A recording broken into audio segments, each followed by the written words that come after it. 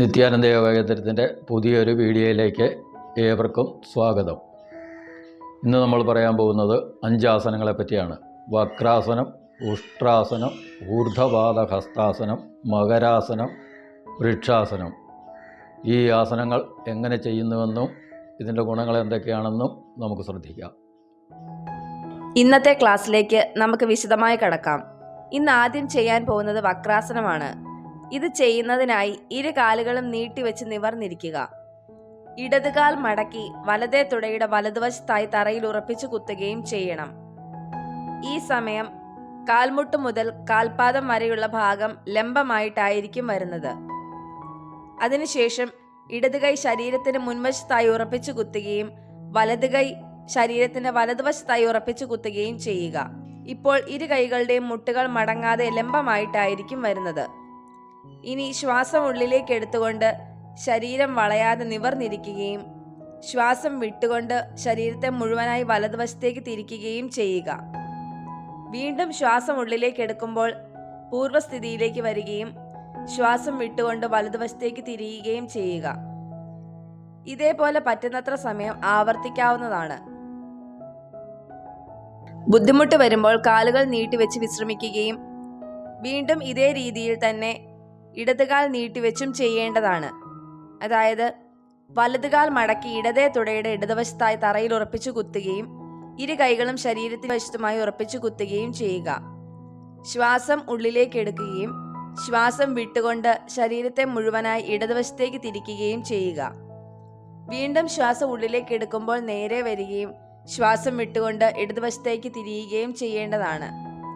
ഇതേ രീതിയിലും പറ്റുന്നത്ര സമയം തുടരാവുന്നതാണ്.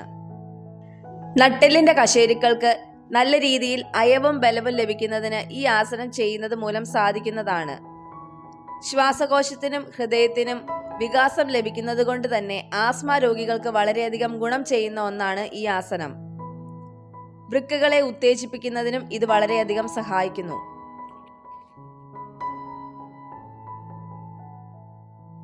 ഇനി അടുത്തതായി ഉഷ്ട്രാസനം ചെയ്യുന്നത് എങ്ങനെയെന്ന് നോക്കാം.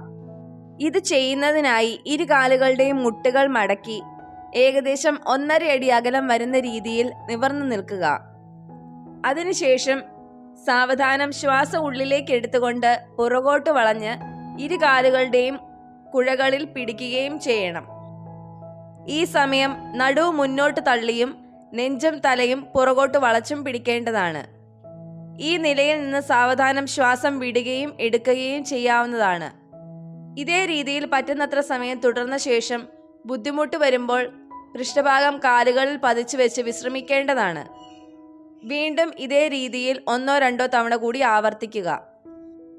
ബ്ലഡ് പ്രഷർ, അൾസർ, ഹെർണിയ, ഹൃദ്രോഗം, നടുവേദന, കഴുത്തിന് വേദന എന്നീ അസുഖങ്ങളുള്ളവർ ഈ ആസനം ഒഴിവാക്കണം. ഇത് ചെയ്യുന്നത് മൂലം യുവത്വം നിലനിർത്തുന്നതിന് സഹായിക്കുന്നു. ചുഴലി രോഗത്തിന് നല്ലൊരു പ്രതിവിധിയാണ് ഉഷ്ട്രാസനം. തലയിലേക്ക് നല്ല രീതിയിൽ രക്തചംക്രമണം ലഭിക്കുന്നതിന് ഈ ആസനം ചെയ്യുന്നത് മൂലം സാധിക്കുന്നതാണ്. സൈനസൈറ്റിസ് മൂലമുള്ള തലവേദനയ്ക്ക് നല്ല രീതിയിൽ ശമനം കാണാൻ ഇത് സഹായിക്കുന്നു. തൈറോയിഡ് ഗ്രന്ഥികളുടെ പ്രവർത്തനം സുഗമമാക്കുന്നതിനും ഇത് വളരെയധികം സഹായിക്കുന്നതാണ്. ഇനി അടുത്തതായി ഊർധ്വപാദഹസ്താസനം ചെയ്യുന്നത് എങ്ങനെയെന്ന് നോക്കാം. ഉഷ്ട്രാസനം ചെയ്തതിനു ശേഷം നിർബന്ധമായും ചെയ്യേണ്ട ഒന്നാണ് ഊർധ്വപാദഹസ്താസനം. ഇത് ചെയ്യുന്നതിനായി ഇരു കാലുകളും നീട്ടിവെച്ച് നിവർന്നിരിക്കുക. അതിനുശേഷം ഇരു കൈകളും ശരീരത്തിന് പുറകുവശത്തായി കൊണ്ടുവന്ന് പൃഷ്ഠഭാഗത്തോട് ചേർത്ത് തറയിൽ ഉറപ്പിച്ച് കുത്തുകയും ചെയ്യണം. ഇനി കൈമുട്ടുകൾ മടക്കി ശരീരം അല്പം പുറകോട്ട് ചാഞ്ഞിരുന്ന ശേഷം ശ്വാസം ഉള്ളിലേക്ക് എടുത്തുകൊണ്ട് ഇരു കാലുകളും മുട്ടുകൾ മടക്കാതെ മുകളിലേക്ക് ഉയർത്തുകയും ശ്വാസം വിട്ടുകൊണ്ട് കാലുകൾ താഴ്ത്തി വെക്കുകയും ചെയ്യേണ്ടതാണ്. ഇതേ രീതിയിൽ 1-2 തവണ കൂടി ആവർത്തിക്കുക. ആദ്യമായി ഇത് ചെയ്യുന്നവർ 1-2 ആഴ്ച ഈ രീതിയിൽ പരിശീലിക്കേണ്ടതാണ്. അതിനുശേഷം ഊർധ്വപാദഹസ്താസനത്തിലേക്ക് കടക്കാം. ഇതേ രീതിയിൽ തന്നെ കാലുകൾ നീട്ടിവെച്ച് നിവർന്നിരിക്കുക.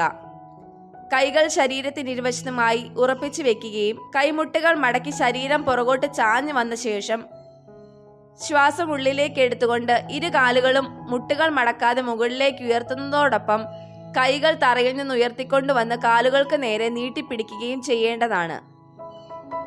ഈ നിലയിൽ നിന്ന് സാവധാനം ശ്വാസം വിടുകയും എടുക്കുകയും ചെയ്ത ശേഷം ബുദ്ധിമുട്ട് വരുമ്പോൾ കാലുകൾ താഴ്ത്തി വെച്ച് വിശ്രമിക്കുകയും വീണ്ടും ഇതേ രീതിയിൽ തന്നെ ശ്വാസം ഉള്ളിലേക്ക് എടുത്തുകൊണ്ട് കാലുകൾ ഉയർത്തിക്കൊണ്ട് വരികയും അതോടൊപ്പം കൈകൾ കാലുകൾക്ക് മീതെ നീട്ടിപ്പിടിക്കുകയും പറ്റുന്നത്ര സമയം ഈ രീതിയിൽ തുടർന്ന ശേഷം ശ്വാസം വിട്ടുകൊണ്ട് കാലുകൾ താഴ്ത്തി വെച്ച് വിശ്രമിക്കുകയും ചെയ്യാവുന്നതാണ്. ഹെർണിയ ഉള്ളവർ ഈ ആസനം ചെയ്യരുത്. ഇത് ചെയ്യുന്നത് മൂലം വൃക്കരോഗത്തിന് നല്ല രീതിയിൽ ഗുണം ചെയ്യുന്നതിന് സഹായിക്കുന്നു. സ്ത്രീകൾക്കുണ്ടാവുന്ന ആർത്തവ ക്രമക്കേടുകൾ മാറിക്കിട്ടുന്നതിന് ഇത് വളരെയധികം സഹായിക്കുന്നതാണ്. നാഡീ സംബന്ധമായ രോഗങ്ങൾക്ക് നല്ല രീതിയിൽ ശമനം കാണാനും ഈ ആസനം ചെയ്യുന്നത് മൂലം സാധിക്കുന്നു. ഇനി അടുത്തതായി മകരാസനം ചെയ്യുന്നത് എങ്ങനെയെന്ന് നോക്കാം. ഇത് ചെയ്യുന്നതിനായി ഇരു കാലുകളും ചേർത്ത് വെച്ച് കമിഴ്ന്ന് കിടക്കുക. താടി തറയിൽ പതിഞ്ഞിരിക്കാൻ പ്രത്യേകം ശ്രദ്ധിക്കേണ്ടതാണ്. ഇനി ഇരു കൈകളും കഴുത്തിനു പുറകിൽ കോർത്തു പിടിക്കുകയും ചെയ്യണം. സാവധാനം ശ്വാസം ഉള്ളിലേക്ക് എടുത്തുകൊണ്ട് നെഞ്ചും തലയും ഉയർത്തിക്കൊണ്ടു വരികയും ശ്വാസം വിട്ടുകൊണ്ട് താഴ്ത്തി തറയിൽ പതിച്ചു വെക്കുകയും ചെയ്യേണ്ടതാണ്. ബുദ്ധിമുട്ടില്ലാതെ എത്രത്തോളം ഉയർത്താൻ പറ്റുന്നുവോ അത്രത്തോളം ചെയ്താൽ മതിയാകും. ഇതേ രീതിയിൽ ഒരു 8-10 തവണ ആവർത്തിക്കേണ്ടതാണ്. ഈ ആസനം ചെയ്യുമ്പോൾ കാൽപാദങ്ങൾ തറയിൽ നിന്ന് ഉയർന്നു പോകാതിരിക്കാൻ പ്രത്യേകം ശ്രദ്ധിക്കേണ്ടതാണ്. കഴുത്തിന് വേദനയുള്ളവർ ഈ ആസനം ചെയ്യരുത്. ഇത് ചെയ്യുന്നത് മൂലം തൈറോയിഡ് രോഗത്തിന് നല്ല രീതിയിൽ ശമനം കാണുന്നതിന് സഹായിക്കുന്നു. വിഷാദം, ആത്മവിശ്വാസക്കുറവ്, ശരീരത്തിന്റെ തളർച്ച, അലസത, ദേഷ്യം, ആത്മഹത്യാ പ്രവണത എന്നിവയ്ക്ക് നല്ല രീതിയിൽ ശമനം കാണാൻ ഇത് സഹായിക്കുന്നു. അടിവയറും അരക്കെട്ടും ഒതുങ്ങി ഭംഗിയുള്ളതായി തീരുന്നതിന് ഈ ആസനം സഹായിക്കുന്നു. ഇനി അടുത്തതായി വൃക്ഷാസനം ചെയ്യുന്നത് എങ്ങനെയെന്ന് നോക്കാം. ഇത് ചെയ്യുന്നതിനായി ഇരു കാലുകളും ചേർത്ത് വെച്ച് നിവർന്നു നിൽക്കുക. അതിനുശേഷം വലതുകാൽ മടക്കി ആ കാലിന്റെ പാദം ഇടത്തെ തുടയുടെ വലതുവശത്തായി ചേർത്ത് വെക്കുകയും വേണം. ഇപ്പോൾ കാലിന്റെ ഉപ്പുറ്റി മുകളിലും വിരലുകൾ താഴെയുമായിട്ടായിരിക്കും വരുന്നത്. ഇനി ഇരു കൈകളും തൊഴുതു പിടിച്ച ശേഷം ശ്വാസം ഉള്ളിലേക്ക് എടുത്തുകൊണ്ട് കൈകൾ ഉയർത്തിക്കൊണ്ട് വന്ന് ഇരു ചെവികളോടും ചേർത്ത് തൊഴുതു പിടിക്കുകയും ചെയ്യുക. ഇപ്പോൾ കൈമുട്ടുകൾ മടങ്ങാതിരിക്കാൻ പ്രത്യേകം ശ്രദ്ധിക്കേണ്ടതാണ്. ഈ അവസ്ഥയിൽ നിന്നുകൊണ്ട് ശ്വാസം പുറത്തേക്ക് വിടുകയും ഉള്ളിലേക്ക് എടുക്കുകയും ചെയ്യാവുന്നതാണ്. പറ്റുന്നത്ര സമയം ഈ രീതിയിൽ തുടർന്ന ശേഷം ശ്വാസം പുറത്തേക്ക് വിട്ടുകൊണ്ട് കൈകൾ താഴ്ത്തിക്കൊണ്ട് വരികയും വലതുകാൽ താഴ്ത്തി വെച്ച് വിശ്രമിക്കുകയും ചെയ്യേണ്ടതാണ്. ഇതേ രീതിയിൽ തന്നെ ഇടതുകാലിന്റെ മുട്ടുമടക്കി വലതേ തുടയുടെ ഇടതുവശത്തായി ചേർത്ത് വെക്കുകയും ശ്വാസം ഉള്ളിലേക്ക് എടുത്തുകൊണ്ട് ഇരു കൈകളും മുകളിലേക്ക് തൊഴുതു പിടിച്ച് ആ നിലയിൽ ശ്വാസം വിടുകയും എടുക്കുകയും ചെയ്യാവുന്നതാണ്. മനസ്സിനെ ഏകാഗ്രമാക്കി നിർത്താൻ ഇത് വളരെയധികം സഹായിക്കുന്നു.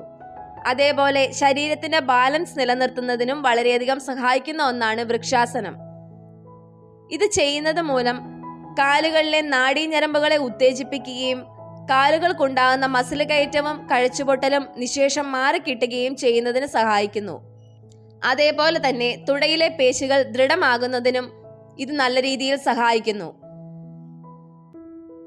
ഈ ആസനങ്ങൾ ചെയ്തതിനു ശേഷം ശവാസനം ചെയ്തു വേണം യോഗ പൂർത്തിയാക്കാൻ. വക്രാസനം, ഉഷ്ട്രാസനം, ഊർധ്വപാദഹസ്താസനം, മകരാസനം, വൃക്ഷാസനം എന്നീ 5 ആസനങ്ങളാണ് ഇന്ന് നമ്മൾ പരിശീലിച്ചത്. ബ്ലഡ് പ്രഷർ, അൾസർ, ഹെർണിയ, ഹൃദ്രോഗം, നടുവേദന, കഴുത്തിന് വേദന എന്നിവയുള്ളവർ ഉഷ്ട്രാസനം ചെയ്യാൻ പാടില്ല. ഹെർണിയ ഉള്ള ആളുകൾ ഊർധ്വപാദഹസ്താസനം ഒഴിവാക്കുന്നതാണ് നല്ലത്. കഴുത്തിന് വേദനയുള്ള ആളുകൾ മകരാസനം ചെയ്യരുത്. ഇന്ന് വിശദീകരിച്ച 5 ആസനങ്ങളും ചെയ്യുന്നത് എങ്ങനെയെന്നും അവ ഓരോന്നും ചെയ്യുന്നത് കൊണ്ടുള്ള ഗുണങ്ങൾ എന്തൊക്കെയെന്നും എല്ലാവർക്കും മനസ്സിലായെന്ന് പ്രതീക്ഷിക്കുന്നു. അപ്പോൾ ഇന്നത്തെ ക്ലാസ് ഇവിടെ അവസാനിക്കുകയാണ്. കൂടുതൽ ആസനങ്ങളും അവ ചെയ്യുന്നത് മൂലം ലഭിക്കുന്ന ഗുണങ്ങളും വരുന്ന ക്ലാസ്സുകളിൽ പരിചയപ്പെടാം. വീഡിയോ ഇഷ്ടപ്പെട്ടിട്ടുണ്ടെങ്കിൽ ലൈക്കും ഷെയറും സബ്സ്ക്രൈബും ചെയ്യാൻ മറക്കരുത്. ലോക സമസ്ത സുഖിനോ ഭവന്തു.